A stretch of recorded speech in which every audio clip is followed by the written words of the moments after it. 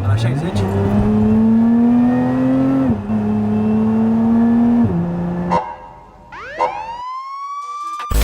Din ce am văzut, se aude ca un mini GTR. Auzi? Vrei să ne zici câteva cuvinte și despre accident? Ia, 3, 2, 1. Cum plec? Încerc să mă dau să treacă ambulanța aceasta, că nu are loc.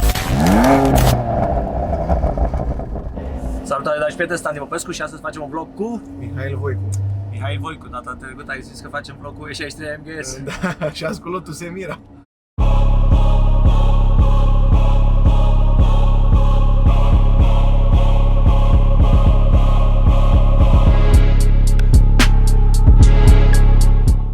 Avem un Lotus Emira din 2023, motor 3.5, V6 de pe Toyota Camry. Lotus e firmă englezească, dar din ce am văzut, grupul din care face parte a fost achiziționat de Geely, care este o firmă chinezească, dacă nu mă înșel. Ei produc și în China. Deci practic e o chinezărie. Se poate spune. Bine, asta în sine, Emira, a fost făcută 100% în Anglia, 90% e asamblată manual. E o mașină totuși deosebită, aș zice. Eu am așa flashback-uri din copilăria mea de acum 35 de ani, când mă jucam Lotus Esprit.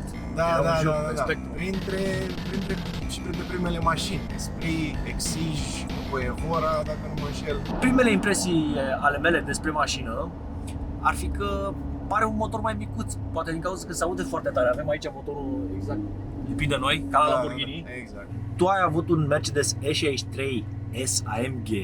Da. Cum simți trecerea de la mașina aia la asta? Sunt o mașini din clase diferite, era mai mult, era un animal. Ca un M5. Da, exact. Animal și confortabil și puternic. Exact. Trăgea, le avea așa pe toate. Asta e mai mult așa, driver's cars mai pe curbe. Exact. Păi Lotus pe cheie au și scris chestia asta for the drivers și chiar mi se pare că din dreapta nu prea îți face așa o idee de mașina asta. Ce știe să facă, cum știe să facă. De la volan îți dai seama că e făcută ca să o conduci, să mergi cu ea la plimbări, să te bucuri de ea de la volan. Cum ai ajuns să-ți iei mașina asta? Am văzut-o pe net și mi s-a părut o chestie foarte interesantă de la Lotus. Știam de Lotus, știam că ultima mașină scoasă este Evora, dar am văzut-o pe asta și mi s-a părut așa că are de la mulți producători câte ceva luat, dar făcut așa cu bun gust. Adică din punctul meu de vedere, din lateral, dacă te uiți, seamănă parcă cu 488, oglinzile parcă duc o leacă spre Pagani. Când am mai vorbit cu diverse persoane, îmi ziceau că din față, dacă n-ai vedea badge-ul, zici că ar fi un Ferrari. Da, nu... doar că e mai mic un pic. Exact. Ți-ar plăcut să fie V8 în loc de V6? Cred că era ceva interesant. Era un sunet. Trebuia un pic mai mare compartimentul la motor să încapă un V8, dar cred că era ceva foarte interesant. Crezi că o să-i pui pe viitor tobe ceva? A apărut ceva de la Miltec, din ce am văzut. Se aude ca un mini GTR dacă e cu evacuare. Da?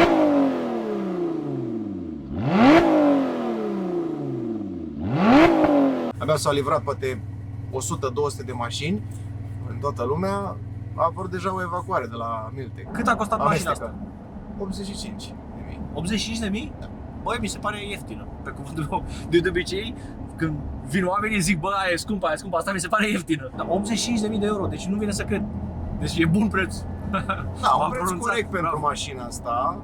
Da. Și să zic, într-un fel noroc a făcut că acum nu se mai poate comanda varianta asta First Edition cu motorul ăsta. Da? În septembrie anul trecut nu se mai poate comanda. Dacă o cauți pe mobile, minim 110-120 de mii până la 160 de mii se duce, da. Depinde de cine o vinde. Băi, cu 80 de mii. Sunt mulți care cred că au făcut te asta. Te prind cu ea și o dai bag 120. Așadar, Lotus Emira First Edition mai găsești doar la mâna a doua, mult mai scump decât cumpărat de nou. Dar dacă vrei doar o simplă mașină de alergat pe circuit, Lotus Elise, de exemplu, e un model mai vechi și este foarte bun. E o mașină foarte ușoară, foarte echilibrată și o găsești la un preț excelent pentru performanțele ei de pe circuit.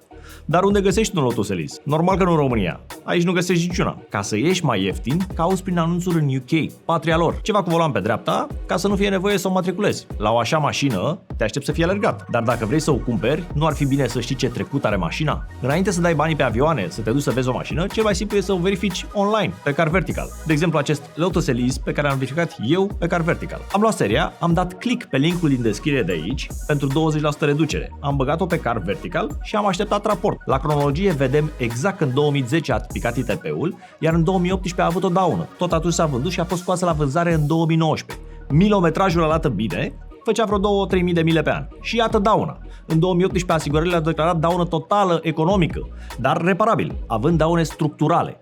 Să vedem ce ne arată pozele. Din lateral arată bine, pe dedesubt curat, spate bine, motor bine, renumitul interior Spartan este ok. Aici era buba. Nu e răsturnată, dar a făcut cunoștință cu un cap de pot ceva. Caroseria de fibră e spartă binișor, parbizul e spart, roata deplasată. Nu pare rău lovită, dar iată că raportul Car Vertical îți spune dinainte că trebuie să verifici bine zona lovită, pentru că dacă prețul e bun și mașina e reparată cum trebuie, o poți cumpăra liniștit. Intră și tu pe linkul din descriere sau folosește codul Andy Popescu pentru 20% reducere dacă vrei să verifici orice mașină pe Car Vertical fără să te dai jos de pe canapea. Și acum, hai să continuăm vlogul cu Lotus Emira.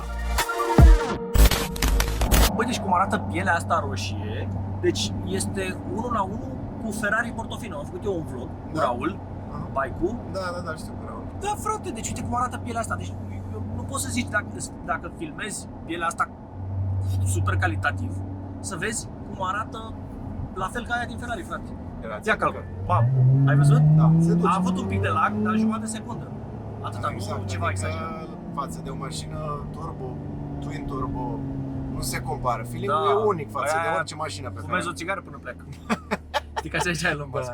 Dar cine a fost mai mult cu ideea? Tu sau tatăl tău? Am văzut amândoi. Da? Da, de obicei când văd ceva interesant sau când vede ceva interesant pe internet, trimitem și dacă se nimerește și există și posibilitățile financiare, atunci discutăm serios de subiect. Tu cu ce te ocupi? Dacă vrei să zici că nu la propria firmă, afacerea familiei, întâmplărie... Băia de bangal! Ai văzut cum sare ăștia în comentarii? Eu n-am avut niciodată invidie pe un om care are ceva de la părinți, jur. Nu e vorba, dar încerc să... Mă bucur pentru el. Încerc să fac și eu tot ceea ce pot încât să duc împreună cu tata business-ul cât mai sus. Oricine ar face asta, frate, oricine. Am încercat și alte chestii, mai că nu pot să zic că... Ce? Firma Ceramic Pro care am avut-o cu pandemia. Exact. Detailing-ul. Din păcate, cu pandemia fiind un brand mai nou pe piață, nu am putut să mai țin pentru că a venit pandemia, s-a speriat toată lumea. Frate, e greu să ai afacere. E greu să ai afacere pentru că trebuie să stai să plătești salarii, taxe la stat. E greu să fii antreprenor. Și sunt niște cheltuieli și plus că te bazezi foarte mult pe clienți în domeniul ăsta. Și dacă ești nou, chiar și cu multă reclamă, te nimerești într-un moment prost, gen cu pandemie, când nu mai iese nimeni în casă și tu ești bazat pe clienți care îți vin de peste tot de prin țară. Dacă ar fi ușor, toată lumea ar avea afaceri. Exact, toată lumea ar avea bani, toată lumea ar fi fericită, toată lumea ar fi bine. Dacă ar fi o schemă clară cum să faci bani, păi nu ar face toată lumea. Nu, e greu, pentru că e o concurență, sunt 10.000 de nuanțe de gri. E greu să rămâi într-un business și să-l faci profitabil, mai ales că piața de detailing, folier și așa e destul de saturată și sunt puțini în țară care sunt de mulți ani care rezistă acum. Da, exact. După ce am încheiat, să zic, deal-ul cu partea cu folierele, am mers pe ideea de trading o perioadă și acum și la propria firmă pe partea de tâmplărie. Și mai avem și un segment de online unde vindem diverse produse, statuete pentru casă. Da? Încerc să fac cât mai multe posibil, să fiu cât mai productiv până la urmă. Pe auzi cât am încercat eu cu struții, cu viperele, cu amanetul. Până nu dai kicks de câteva ori. Câte afaceri am avut eu și am încercat.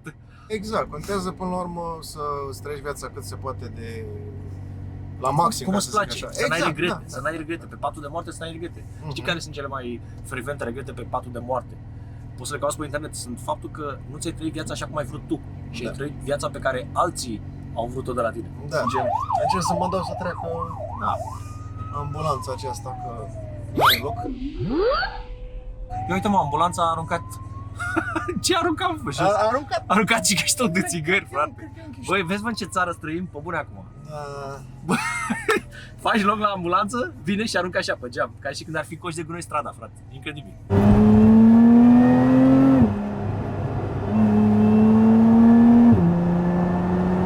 Place. 120, 130. Bagă-te în fața asta și eu să... Am ajuns deja la locul Andy Popescu. Astăzi vreau să te las pe tine să-i dai la mașină, ca să nu mai mă certe oamenii că le forcez mașinile. Ai avut posibil. Ai avut Îi de fapt. deranjează, dai seama. Am înțeles. 70, 80, 80, 100. Auzi? Vrei să ne zici câteva cuvinte și despre accident?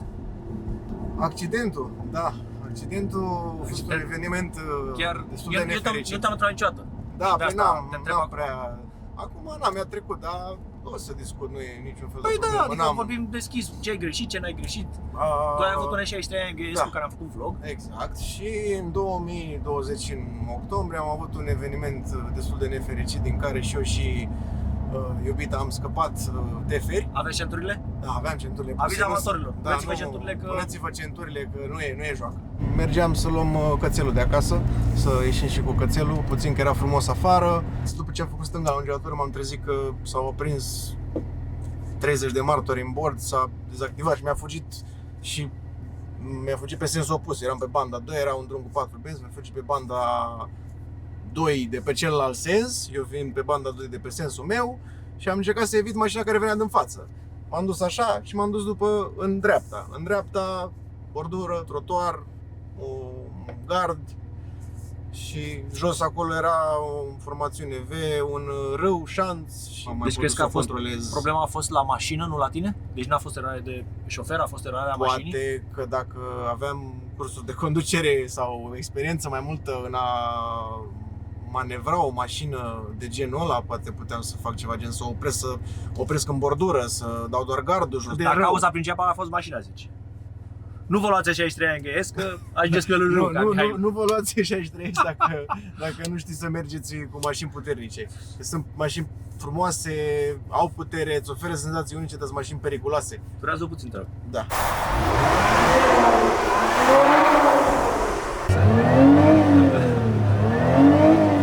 Nu prea se aude. Asta pe sport. Hai să vedem, Hai să vedem. poate pe Trec. trec dacă face... E râșniță direct. Da, da.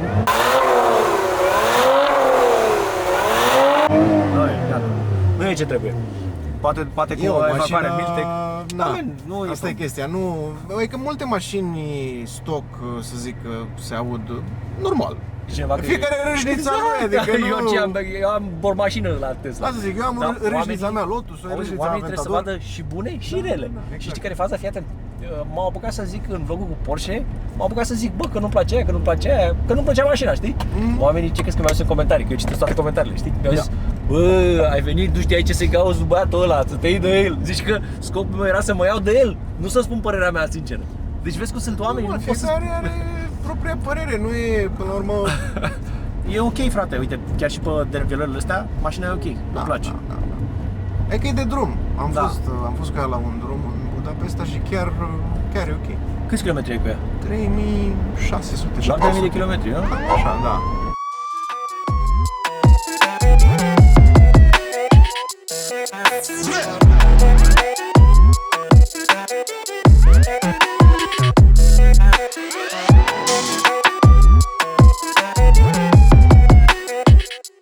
Am pus câteva poze pe Instagram cu mașina ta și am zis, hai să vedem ce întrebări găsim la Ce public. curiozități. Dacă m-ar pune să aleg între un E46 și ăsta Lotus, aș alege BMW-ul, pentru că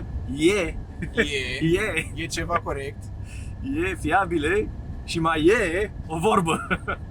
Nu-i armă ca AG-ul și mașină ca BMW-ul, fuge mai tare ca un E46 pe gaz. Eu nu dau seama dacă omul a zis la mișto sau chiar... Bă, ce tare ne-a depășit o bicicletă, frate, ce tare și manpower.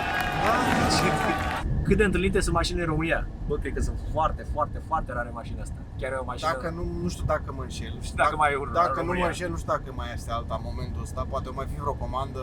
Ar cumpăra Nu, iar mașina asta? Normal. Da. Par foarte mulțumit de ea. Nu? Da. Nu ți-e milă să o conduci prin Târgoviște? Uite, nu, avem străzile chiar ok. Se merită să o cumperi de nou? S-a meritat? Am venit cu Andy Popescu, se merită, a meritat nu e very reflexiv, deci este greșită expresia, se merită, dar foarte multă lume o folosește. Ce venit lunar este necesar pentru a întreține mașina? Depinde cât cheltui. Nu poți să zici, sunt unii oameni cărora nu le ajunge 10.000 de euro. Cheltuiesc nou. Depinde cât de big spender ești. Depinde de fiecare, Da. dar nu prea știu acum ce înseamnă întreținerea ei, decât benzina, 60 de litri. De ce Lotus Emira și nu un Porsche Cayman GT4, prețuri fiind asemănătoare? GT4 RS sau... Nu știu dacă se referă la GT4 sau RS, dar sunt peste 100.000. Asta a fost sub și mi s-a părut că e mai diferită. Nu că nu-mi place Cayman sau ceva, dar s-a părut ceva mai diferit. Porsche vezi mult mai des. Audi, Mercedes, BMW, vezi mai des. Așa, Lotus nu știu cât o să fie. De unde ai avut bani pentru mașina asta? Vezi ce interesează oameni? Propriu afaceri. E propriu business. Ferrari adică, low cost. Chiar e Ferrari low cost. Adică arată Pe ca un seamănă, Ferrari. dacă n-ai vedea badge-ul de pe capotă, Man, interiorul jur că e de Ferrari, pe bune. Deci uite ce calitate. da, e o calitate Pe foarte, bune. foarte ok. Foarte înaltă. Sper că aveți loc în ea. Bă, nu e așa de mică. Nici noi nu Nu, suntem chiar stai, înalți. chiar stai bine. Am unul 77 și sau un 75 și ai la foarte bine. picioare, stai Da. bine. Uite, de exemplu, ultimul Lamborghini Revuelto l-am făcut mai înalt. Ai mai Ca înalt, să încapă oamenii, frate. Da, pe știu că ăștia de 1,80, 1,90 nu se poți să-și plângeau. cumpere, da. Primii bani făcuți și la ce vârstă? Eram în facultate, am făcut primii bani, am plecat în Anglia. Am lucrat la o fabrică de flori, am lucrat la Mark Spencer, acolo am câștigat, să zic, primii bănuți. 0-100? Cât crezi că are? 0-100. Cred că are 4 secunde, Da? și eu nu știu exact. Oricum nu are sub 4. Cum te simți să ai o mașină atât de rară în România? Te simți special? Consider că termenul special e definiția pentru mine. Adică e o mașină, e o Lotus, să zic, da, e rară, sunt de acord cu treaba asta, dar nu mă descrie termenul că să mă simt special sau ceva, că niciodată n-am considerat că dacă am o mașină mai rară, trebuie să te simți într-un anume fel. E o mașină, ne bucurăm de ea, la un moment dat o vinzi, îți iei alta, adică Cât costă, cât consumă din ce ani? 85.000? 85.000, 2023 și de consum, uite, acum avem 11,9. De ce am făcut azi. Am La dat- 3,5 litri vezi că e bine. Da, e super ok. La drum, până la Budapesta, am cam scos 10, 9, 5, ceva de genul ăsta. Hai să vedem întrebări și pe Facebook. Mă puteți urmări și pe Facebook. Cât costă călătoria cu tramvaiul?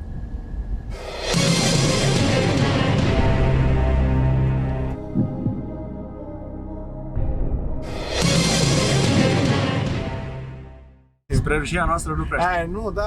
Uite o întrebare care se repetă. Cât la 100 din total network a închis în ea, că să-mi dau seama dacă e control financiar sau nu? Oamenii, vezi, sunt foarte preocupați de, bă, câți bani trebuie să dau eu pentru o mașină? Și răspunsul este că depinde cât de importantă este această mașină pentru tine. Poate e importantă și vrei să bagi toți banii în ea pentru că tu faci bani și te motivează mașina aia. Nu există un răspuns pentru toată lumea. Are vreo mică legătură cu un supercar? Clar are. Are, care note din multe. Eu o văd ca având 70% dintr-un Ferrari. Eu așa o văd eu, știi? Da, Că Ferrari are și pedigree-ul ăsta, are și statutul ăsta, știi? Pe care ai 70% din el cu Lotus, știi? Da. Că nu poți să zici că Lotus e Ferrari. Nu se exagerat, compară. dar este pretty good, știi? Da. Întrebare stock. E mai brutal decât M6 Milani Popescu. Andy, tu ai vrea această mașină? Nu știu dacă aș vrea așa, pentru că n-am condus-o. Bun. N-am mai dat semnal, că e BMW-ul. BMW e Mira. BMW e Mira. Super corect. Bă, stai bine scaunele astea, mă simt în lux. În touring mod nu are toată puterea disponibilă. Nu, e mai leșinată. Și că stă bine pe curbe. Mașina asta pe curbe. Pe curbe. Bine, Luca? Hai că stă pe curbe. Uite ceva. Mi se pare că e foarte durată mașina. Adică simt, Stă un pic, auzi motorul. Băi, da, e și motorul Da, fix. adică îți bate în ceafă. Îți bate în ceafă, ceea ce e foarte mișto, că și la Ferrari și la Lambo e specific chestia asta. Păcat că e doar V6, știi? Adică Da. mi-aș fi dorit... Cred că era tare să facă V6, V8, dar și ăla de A45, ele A45 2.0. Asta Era tare e. să existe un V8 pe mașina asta. Păi știi că Ferrari a băgat și ei V6? Am văzut pe 296. Da, frate, nici nu știam. Păi ăsta e chiar comparabil cu Ferrari V6. Doar că n-are pedigree-ul, știi? Da, exact. Ia, 3, 2, 1, planul. Mamă, ce repede am plecat. 40, 60, 70, 80, 90, 100. Să zici un 4 secunde. 4,4 aș zice eu. E râșniță mișto. Da. Râjește cafeaua bine. Da. Plană. Bă, pleacă foarte repede. Am observat, da. 100. Am simțit-o, e stabilă și am lăsat-o. Pe cuvântul tău. Am văzut un pic, da. Ai simțit? Da. 3, 2, 1, plană! Bă! Altă șmecherie, frate. Trebuie și mașina. 3, 2, 1, plană! Da, frumos. Altceva în ture Altă mari. mâncare. N-ai simțit-o? Adică Ba da. m-a surprins. Are Dar vezi, potență. dacă nu-i dai a întâia și ture mari, ai impresia că mașina nu fuge, știi? Da, în ture mari chiar se simte. Vezi, trebuie să fie râșniță ca să fugă. Lasă-l pe copil în pace, că te trezești că se duce în stâlp. Hai. Mi-a și dorit să fie mai rapidă mașina, știi? Adică să aibă un 0-100. Da, era bun în 35. Știi cum până 50 la oră fuge bine. Vezi că s-a dus. Acum dacă intră ăsta în Dâmbovița. Eu zic că nu, Direct. domne, m-a provocat, nu știu, eu n-am eu mașină, dar trebuie să mă duc, să fac, să trec. Și nu uita, dacă vrei să cumperi o mașină și să-i verifici trecutul, intră pe linkul din descriere sau intră pe Car Vertical și bagă Andy Popescu ca să ai 20% reducere. De ce să plătești tot prețul? Nu mai bine plătești mai puțin? Am mișto să aibă 200 kg minus. Dacă avea 1200 de kg, cred că era o diferență substanțială. Da. Hai să ne lase oamenii un like și un comentariu și vă promit că o să răspund la toate comentariile. Sper să mă țin de promisiune. Da. Dați mai jos în clip să vedeți că eu chiar am răspuns. Să vedem la acum multe 1000 de comentarii.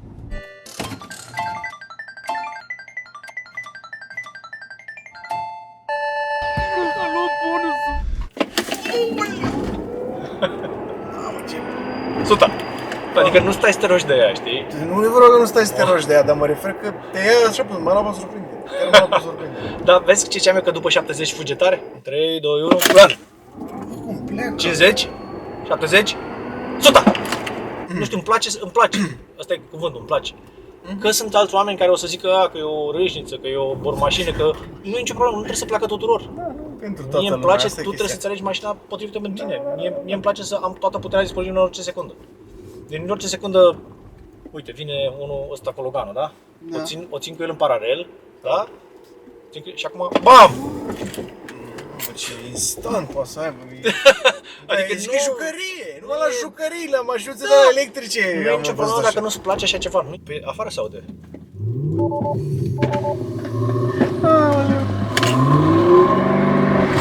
Vezi? Înțeles. 3, 2, 1, dan! 60, 70, 80, 90, suta! Ce să mă... Și am făcut vlog cu Tesla Plate, dar n-am vrut să zic în el, că asta mi se pare mai brutală. Da, ar fi râs lumea de mine. Decât Plate? Da, am explicat de ce, frate. Că știi care e faza? Toți posesorii de Tesla, cum e asta, pe 100 de Raven, au schimbat planetarele. Pentru că totul e... Aoleu! Ai înțeles? Ai înțeles? Au schimbat planetarele. Și ca să previne chestia asta, cred că la ultimul Blade i-au redus puțin puterea, să nu-i dea șoc. Să nu Să nu-i dea șoc. vioneze planetara. Da, să nu vioneze planetara, că le-au tot schimbat, frate, toți. Adică... Păi dacă faci numai așa... Și atunci, asta e mai brutală. Da. Dar oamenii nu o să mă creadă pe mine, știi? Aoleu! Băi! Doamne ferește! N-are legătură. Adică zi tu cum e asta Doamne față de ce ești MGS. E mai brutală? Ca să zici tu, să nu zic. Animal! Doamne! E animal! Bine de volan și dă-i tare. Cum e? Mamă, ce bine, de la volan e altceva, de la volan simt... Mai puțin. Da, știi Da, că da, fii atent, ca să simți la fel. Lasă-o ușor, lasă-o să curgă. Și când zici că îi dai blană direct, blană, tare. Cum e? Te aruncă până pe bagaj. Da, This is what I'm talking about. Dar ce... Mamă, cum e, frate. Deci Dacă mă doare pe mine capul de la Bă, volan. nu simți așa ceva în Porsche, nu simți așa ceva, frate. În orice poți să turbo S, simți nu așa poți ceva. să simți, că n-are cum. Got you tulips in a twist. Hand up boss like communist. No, I can never ever get back all the things I missed. But I'm that man that think you got the gist. Got you tulips in a twist. Hand up boss like communist. No, I can